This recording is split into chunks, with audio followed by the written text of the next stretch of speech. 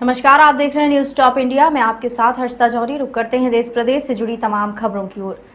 झारखंड विधानसभा परिसर में नमाज अदा करने के लिए अलग कमरा आवंटित किए जाने पर घमासान मचा है। नमाज कक्ष आवंटित करने पर विपक्ष में बैठी भाजपा की अब विधानसभा परिसर में मंदिर के लिए जगह देने की मांग कर रही है। ऐसे में सवाल उठता है कि संसद या विधानसभा परिसर में किसी धार्मिक गतिविधि को इजाजत देना क्या संविधान सम्मत है। विशेषज्ञों की माने तो विधानसभा में धार्मिक गतिविधि या धार्मिक निर्माण की इजाजत नहीं दी जा सकती। विशेषज्ञों का कहना है कि संसद और विधानसभा संविधान के तहत राज्य की परिभाषा में आते हैं। संविधान के मुताबिक राज्य पंथनिरपेक्ष है। ऐसे में विधानसभा परिसर में नमाज कक्ष संविधान के खिलाफ है।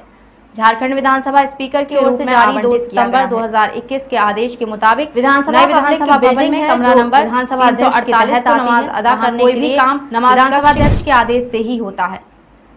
विधानसभा अध्यक्ष द्वारा नमाज अदा करने के लिए नमाज कक्ष आवंटित करने को लोकसभा के पूर्व सेक्रेटरी जनरल पीडीटी आचार्य असंवैधानिक मानते हैं। पीडीटी आचार्य कहते हैं कि उन्होंने ऐसा पहले कभी देखा नहीं और सुना भी नहीं। विधानसभा एक सेक्युलर बॉडी पंथनिरपेक्ष संस्था है। उसका धर्म से कोई लेना देना नहीं है। उसमें धार्मिक गतिविधि की बॉडी नहीं होनी चाहिए। भारत पंथनिरपेक्ष राष्ट्र है। राष्ट्र का कोई धर्म नहीं होता। पाकिस्तान इस्लामिक स्टेट है, वहाँ ऐसा हो सकता है, लेकिन यहाँ ऐसा नहीं हो सकता। यहाँ किसी धार्मिक गतिविधि की इजाजत नहीं दी जा सकती। राज्यसभा के पूर्व सेक्रेटरी जनरल योगेंद्र नारायण भी कहते हैं कि यह संवैधानिक है। विधानसभा पंथनिरपेक्ष है और यह पब्लिक बिल्डिंग है। पब्लिक बिल्डिंग के अंदर कोई रिलीजियस स्ट्रक्चर की इजाजत नहीं है।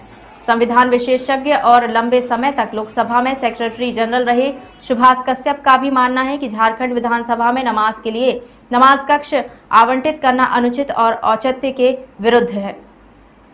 यह संविधान की भावना के खिलाफ है। उन्हें पूर्व की ऐसी कोई घटना याद नहीं है। हालांकि वह मानते हैं कि ऐसा करना स्पीकर और सदन के क्षेत्राधिकारी में आता है, लेकिन साथ ही कहते हैं कि सदन स्पीकर से ऊपर होता है और सदन चाहे तो स्पीकर का आदेश खारिज कर सकता है। स्पीकर के क्षेत्राधिकार पर वरिष्ठ वकील और पूर्व अटॉर्नी जनरल मुकुल रोहतगी कहते हैं कि स्पीकर भी संविधान के हिसाब से ही काम करेगा। वह मनमानी नहीं कर सकता। वह संविधान से बंधा होता है और संविधान के दायरे में रहकर ही काम करेगा।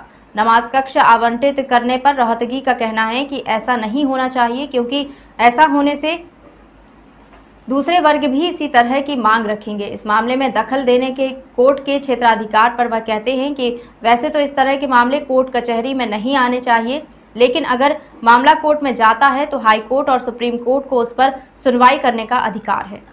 फिलहाल के लिए इतना ही। खबरों का सिलसिला लगातार जारी है। आप बने रहे न्यूज टॉप इंडिया के साथ। नमस्कार।